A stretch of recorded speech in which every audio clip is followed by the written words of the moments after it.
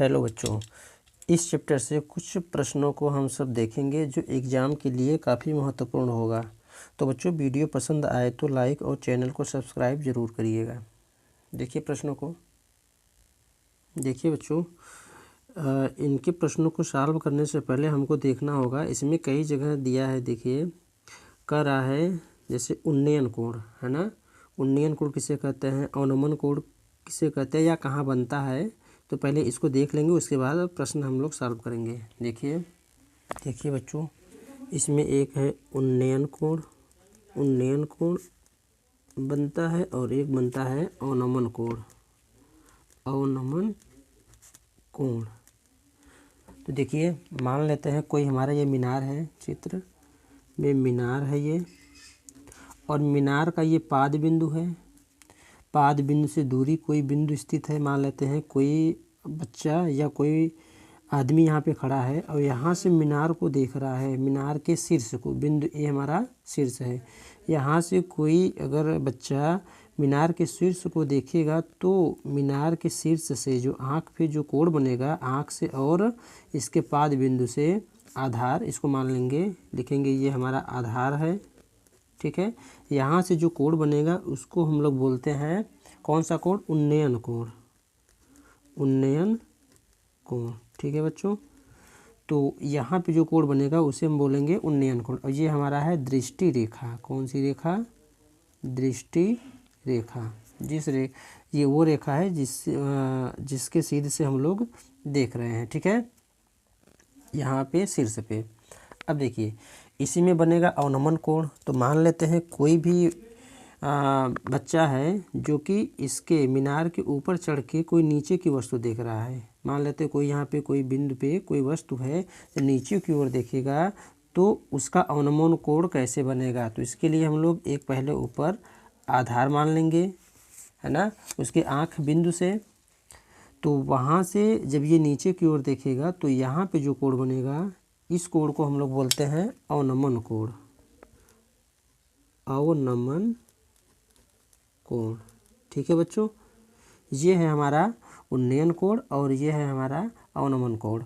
तो उन्नयन कोण यहाँ बनेगा पाद बिंदु से, किसी भी मीनार है या कोई वस्तु है, इसके पाद बिंदु से आँख की दृष्टि रेखा के बीच जो कोण बनेगा उसे उन्नयन कोण बोलेंगे।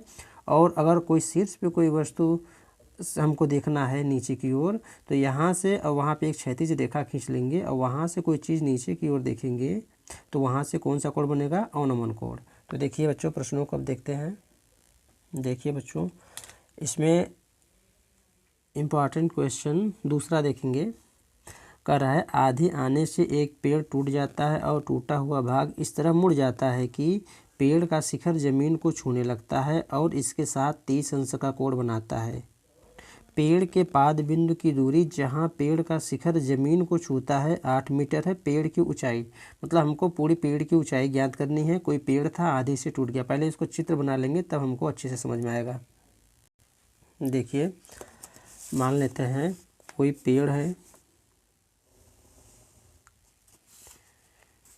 इसको ए और बी, और यहाँ से आंधी आ रहा है। कह रहा है कि आंधी आने से एक पेड़ टूट जाता है। मान लेते हैं यहाँ से पेड़ टूट गया, ठीक है, और पेड़ जो मुड़ेगा वो आके सतह पे ऐसे छुएगा। तो यहाँ से ये आधा पेड़ यहाँ से टूट के छू गया, कहाँ पे, ज़मीन पे। ठीक है, और यहाँ से यहाँ की हमको दूरी दिया है कितना, 8 मीटर, है ना। कह रहा है 8 मीटर। तो हमको यहाँ पे पहले मान रख लेंगे, ये हमारा है 8 मीटर। बिंदु सी मान लेते हैं, यहाँ पे बिंदु डी मान लेते हैं। पूरा पेड़ हमारा कहाँ पे है, ये पूरा पेड़ है हमारा। ठीक है, तो इसको मान लेते हैं इसको हम, ये एच है, यहाँ से यहाँ की दूरी, यहाँ से यहाँ की दूरी टूटने के बाद, और यहाँ से यहाँ की दूरी मान लेते हैं। जो पेड़ हमारा टूटा इसको हम लोग मान लेंगे यहाँ से यहाँ की दूरी यक्स, है ना। टूटा हुआ भाग जो यक्स होगा यही यहाँ पे हमारा यक्स कहलाएगा ये भी, क्योंकि वही दूरी टूटा है जो यहाँ पे आके ऐसे धरती से ज़मीन से छुआ है। ठीक है, तो देखिए अब इस प्रश्न को हल करने के लिए हम लोग इसके पहले वाले चैप्टर में जो त्रिकोणमिति का परिचय था, इसके पहले वाले क्वेश्चन में हम लोग ऐसे त्रिकोणमिति के परिचय के जितने भी क्वेश्चन थे, है ना, जैसे sine theta, cos theta, tan theta, इन सबको हम लोगों ने उसको अच्छे से सॉल्व किया है।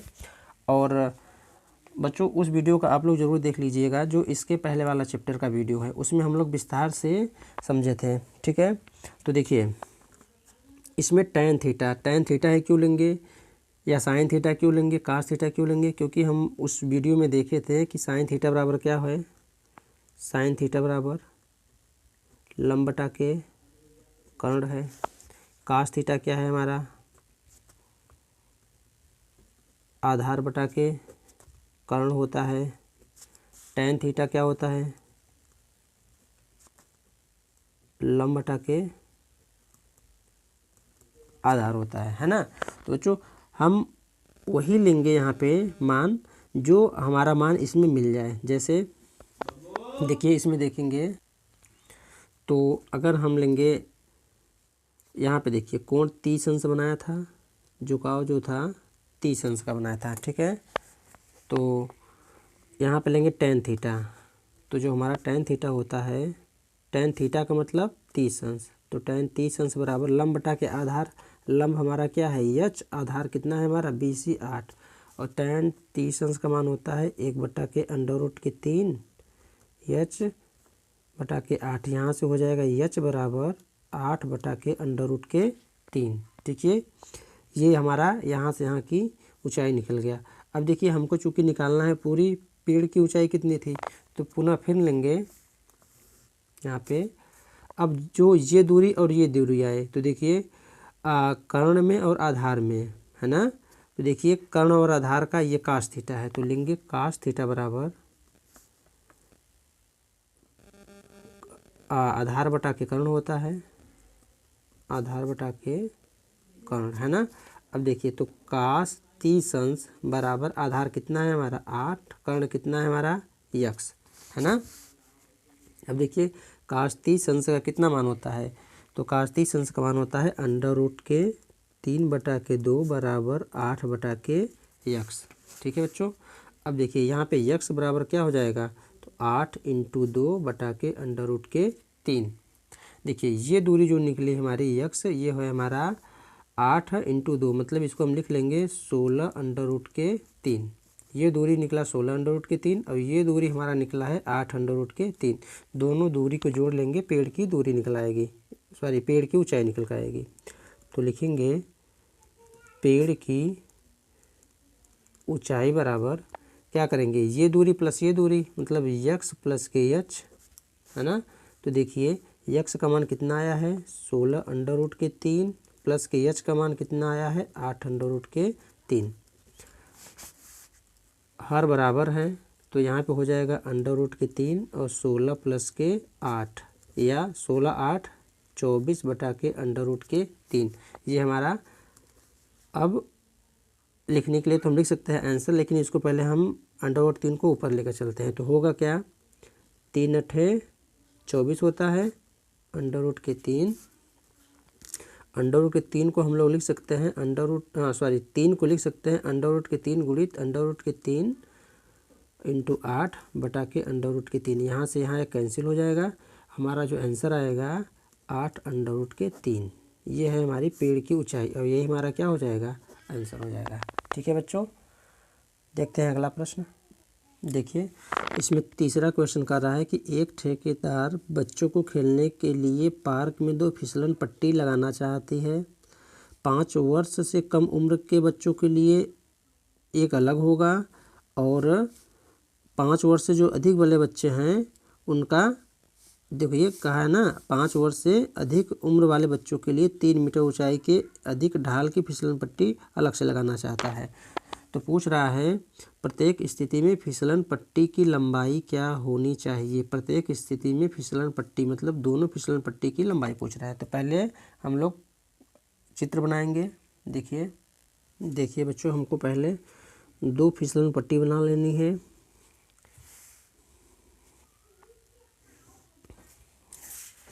ठीक है। मान लेते हैं ये ऊंचाई इसका दिया था पहले वाले फिसल पट्टी की जो 5 वर्ष से कम वाले बच्चे हैं, ठीक है। तो पहले इसको चित्र बना लेते हैं ए बी, और ये फिसलन पट्टी ये है हमारा 5 वर्ष से कम उम्र वाले बच्चों के लिए, और जो 5 वर्ष से अधिक वाले बच्चे थे वो फिसलन पट्टी यहाँ पे है।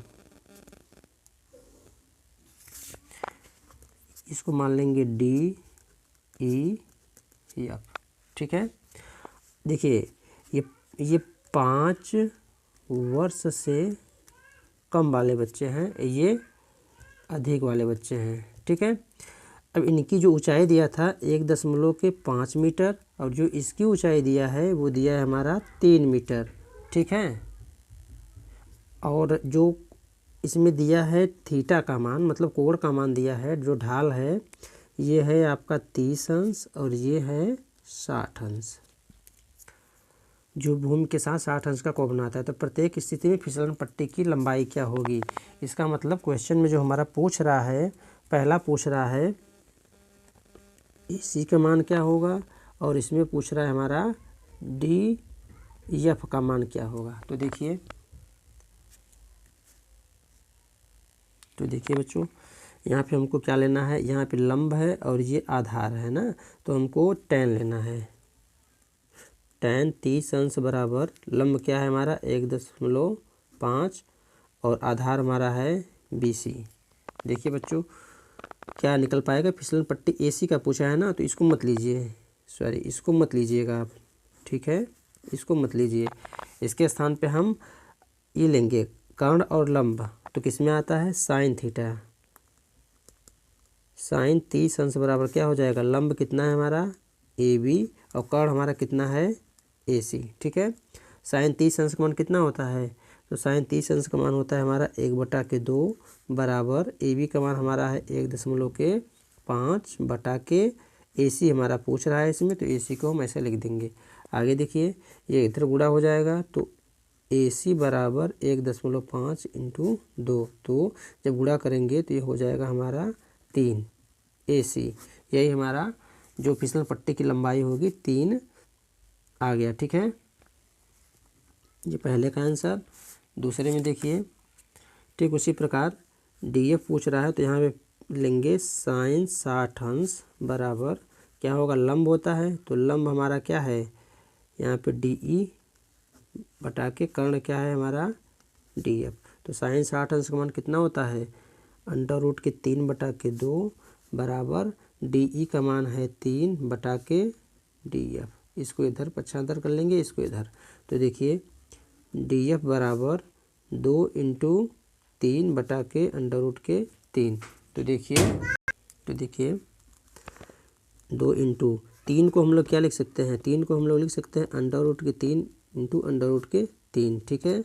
तो यहाँ पे वही चीज़ लिखेंगे √3 × √3/√3। एक √3 से √3 कट जाएगा, बचेगा हमारा 2 √3।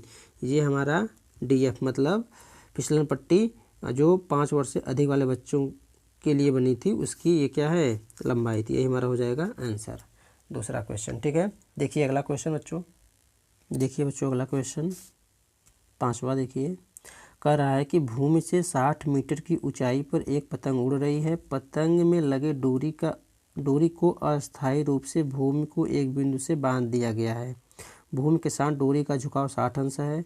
तो पूछ रहा है डोरी की लंबाई कितनी होगी। तो देखिए बच्चों, मान लेते हैं कोई हमारा यहाँ पे एक आधार है और पतंग मान लेते हैं, यहाँ पे कोई पतंग उड़ रहा है, ठीक है, ऐसे यहाँ पे कोई पतंग उड़ रहा है।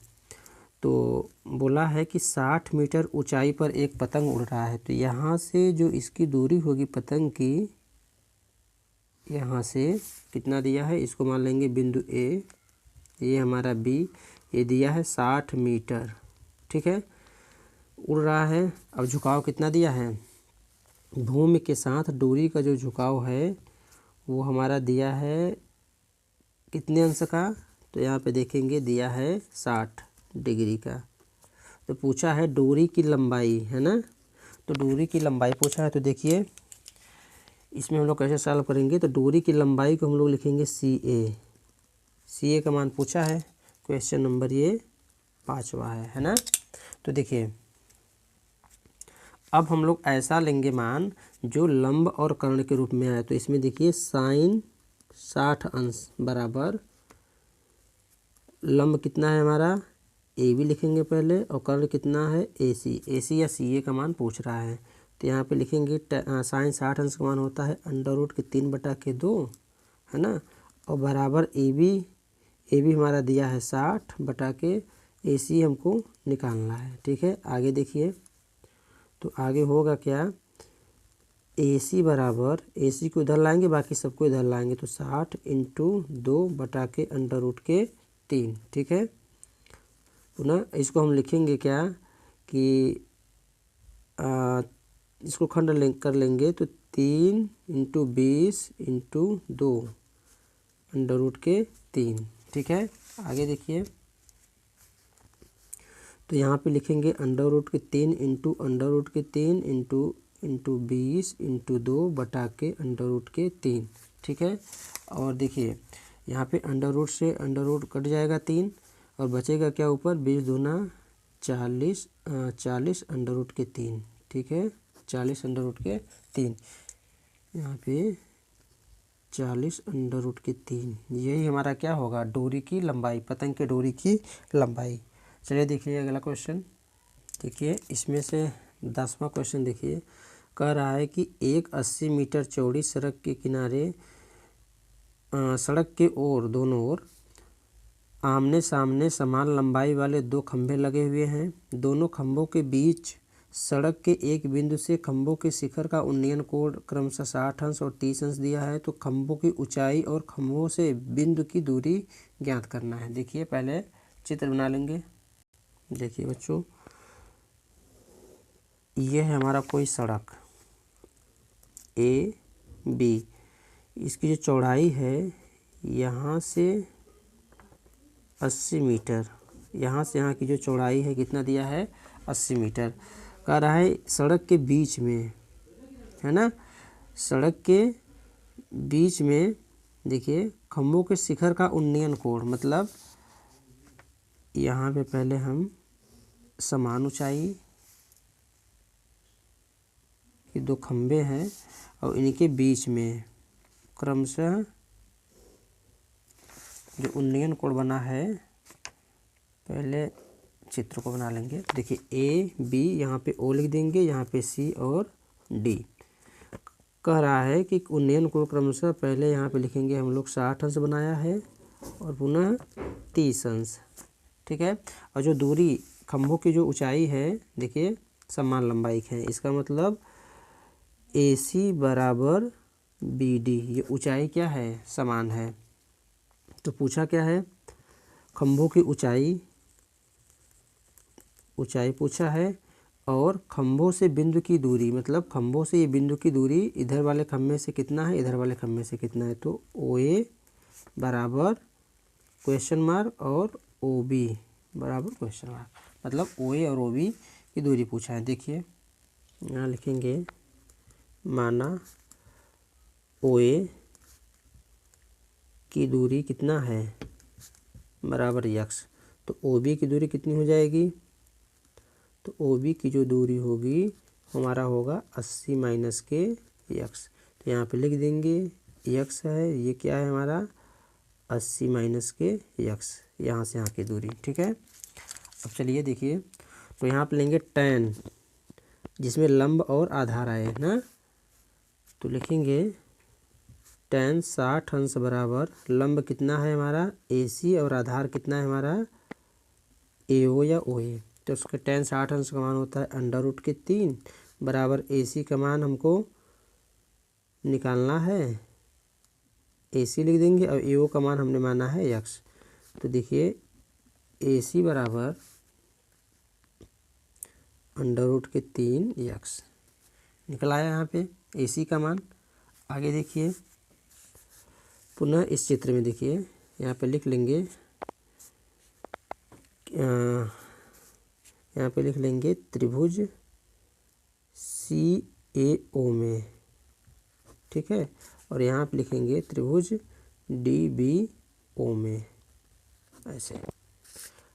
अब क्या होगा यहाँ पे, tan 30 अंश बराबर लंब बटा के आधार, तो लंब हमारा है BD और बटा के आधार, आधार कितना है हमारा 80 माइनस के x, तो tan 30 अंश का मान होता है 1 बटा के √3 बराबर BD बटा के 80 माइनस के x, या BD बराबर 80 माइनस के x बटा के √3। देखिए कहा था खम्भे की दूरी समान है, तो लिखेंगे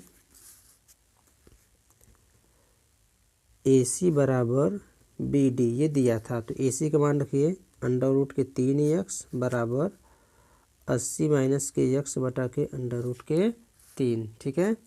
अब देखिए ये इधर गुणा होगा, तो √3x इंटू √3 बराबर 80 माइनस के x, जब गुणा हो जाएगा ये होगा 3x बराबर 80 माइनस के x के, इधर लाइए तो 3x प्लस के x बराबर 80 के, या 4x बराबर 80, या x बराबर 80 बटा के 4, काट देंगे तो 4 20 बार में कट जाएगा, है ना।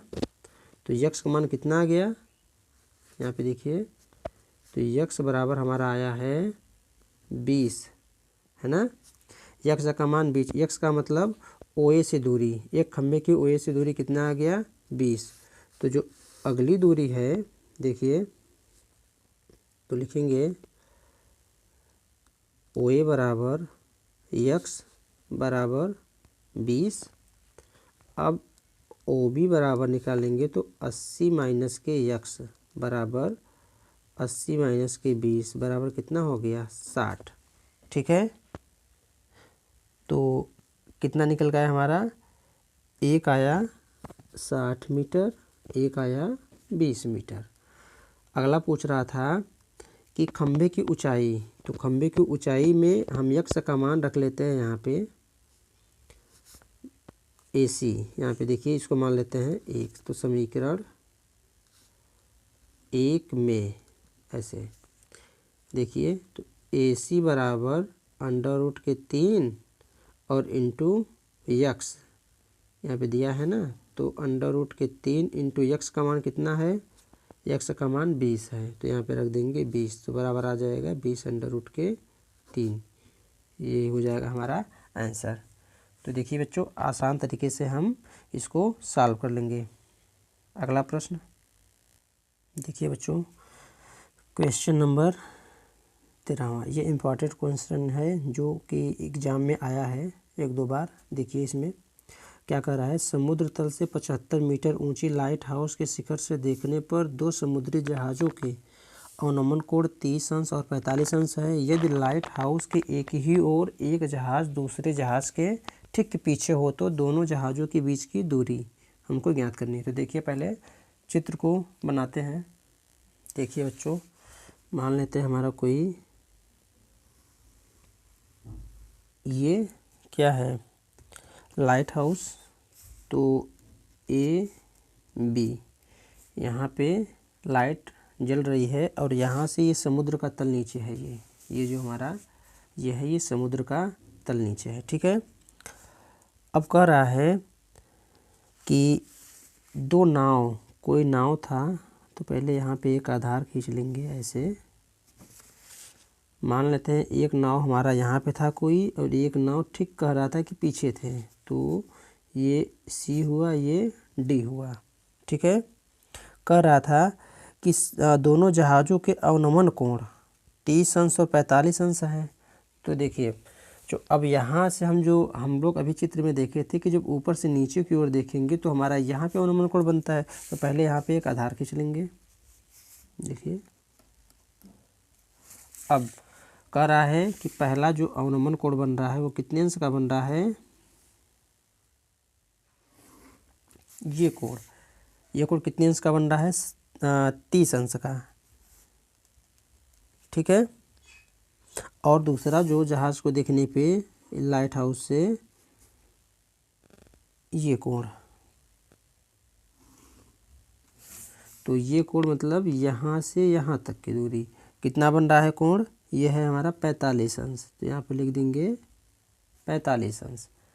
अब देखिए पूछा है दोनों जहाज़ों के बीच की दूरी, ये दूरी यहाँ से यहाँ की दूरी, तो इसको दूरी को हम लोग मान लेते हैं यक्स। ठीक है। अब देखिए होगा क्या कि एकांतर, दो कोई समांतर रेखा होती है तो उसके एकांतर कोण क्या होते हैं, बराबर होते हैं। तो जो ये कोण 30 अंश आ रहा है यहाँ पे आ जाएगा कोण 30 अंश, और जो ये 45 अंश यहाँ पर आ जाएगा 45 अंश। किसके माध्यम से, एकांतर अंतःकोण के माध्यम से। देखिए बच्चों क्वेश्चन नंबर 13 था और इनके बीच की दूरी कितना दिया था, 75 सेंटीमीटर, सॉरी 75 मीटर। ठीक है।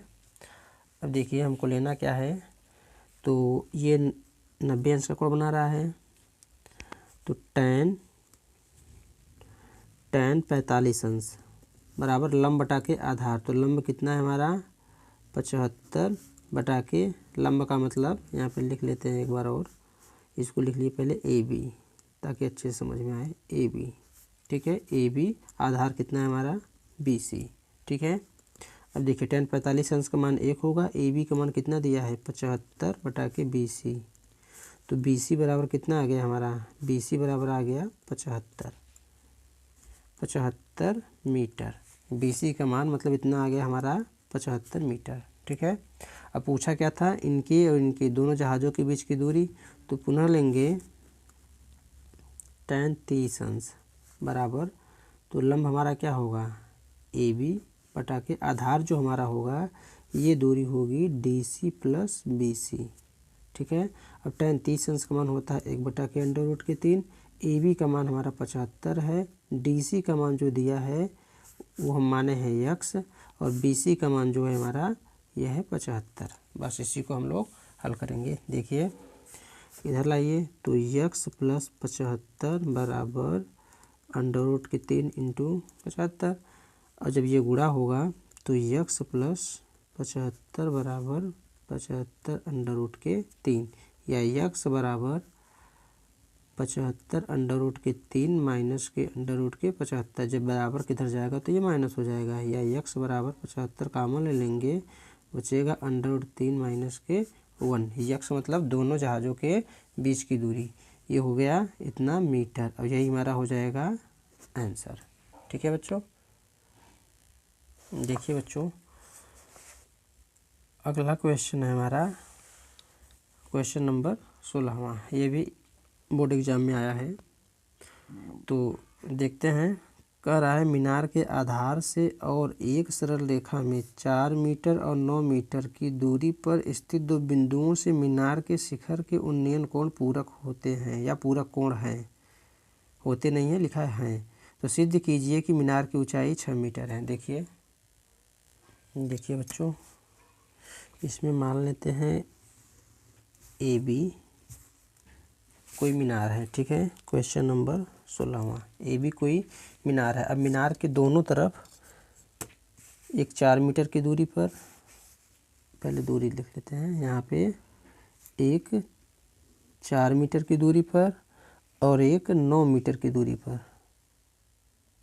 ठीक है। देखिए एक 4 मीटर की दूरी पर और एक 9 मीटर की दूरी पर उन्नयन कोण बन रहा है। यहाँ से कितना बन रहा है, कितना दिया था, कोटि पूरक कोण है ना।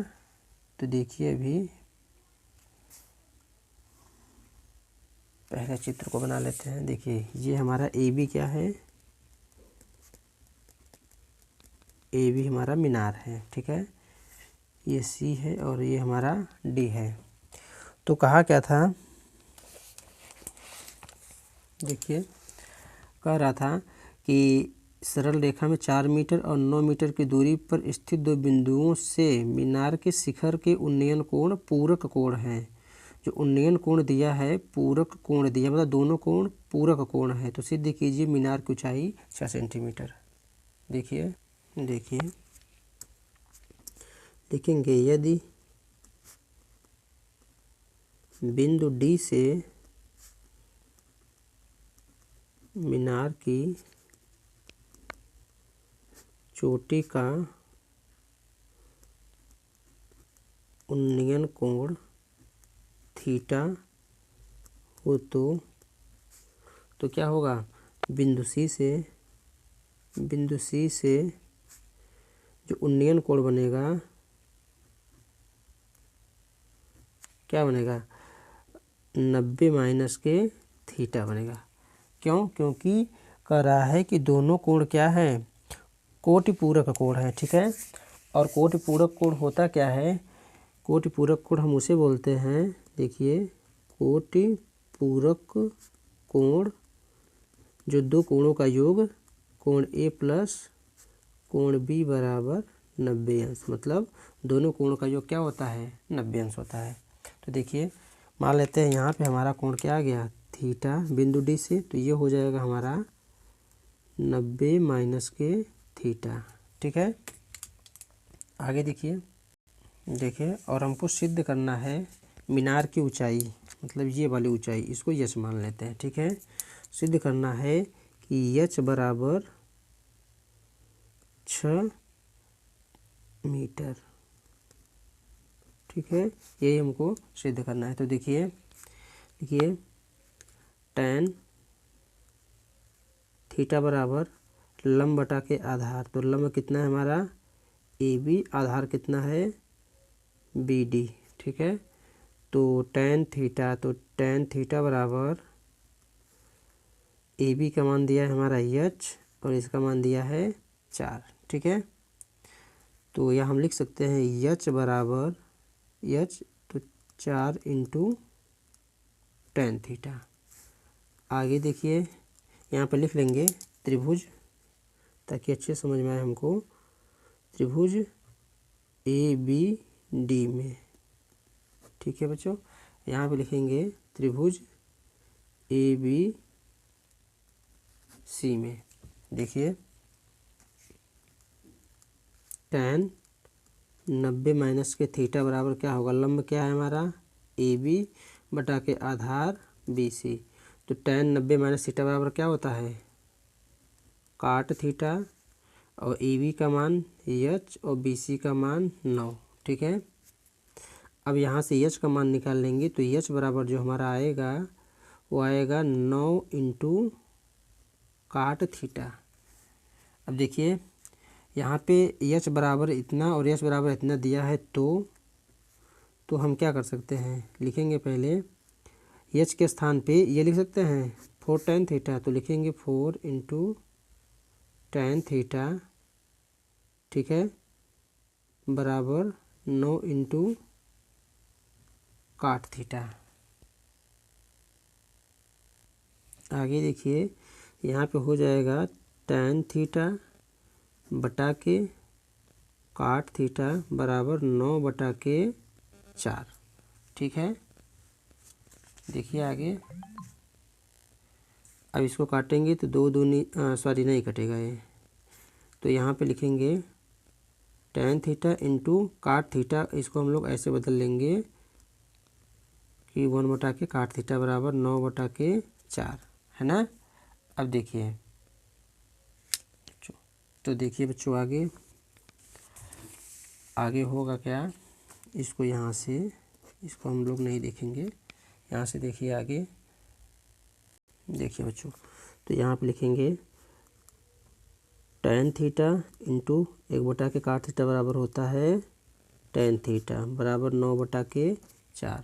ठीक है, अब देखिए tan स्क्वायर थीटा बराबर हो गया 9 बटा के 4, चूँकि हमारा एच बराबर निकला था 4 tan थीटा, तो यहाँ पे एच बटा के 4 बराबर tan थीटा, है ना।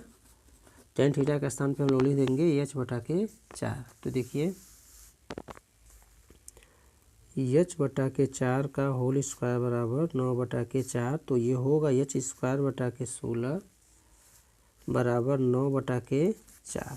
ठीक है, तो होगा क्या आगे कि एच स्क्वायर बराबर 9 इंटू 16 बटा के 4। ठीक है। काटेंगे 4 चौक 16 आएगा हमारा 9 चौक 36 एच स्क्वायर बराबर, तो एच बराबर हो जाएगा अंडर रूट के 36। और हमारा जब यहाँ से खंड होगा 6 इंटू 6 है ना, तो यहाँ पे एक जोड़ा बाहर निकलेगा वर्गमूल में, तो आ जाएगा 6 एच बराबर 6 मीटर। और यही हमको क्या करना था, सिद्ध करना था। ठीक है, क्वेश्चन में कहा था कि हमको सिद्ध करिए कि देखिए सिद्ध कीजिए कि मीनार की ऊंचाई 6 मीटर है। ठीक है, तो बच्चों ये चैप्टर एग्ज़ाम की दृष्टि से काफ़ी महत्वपूर्ण है और इस चैप्टर में से एक प्रश्न जरूर पूछता है और जो कि 6 नंबर का होता है। ठीक है, तो इस चैप्टर को हम लोग बढ़िया से पढ़ लेंगे और 1-2 बार और रिवाइज कर लेंगे। ठीक है बच्चों।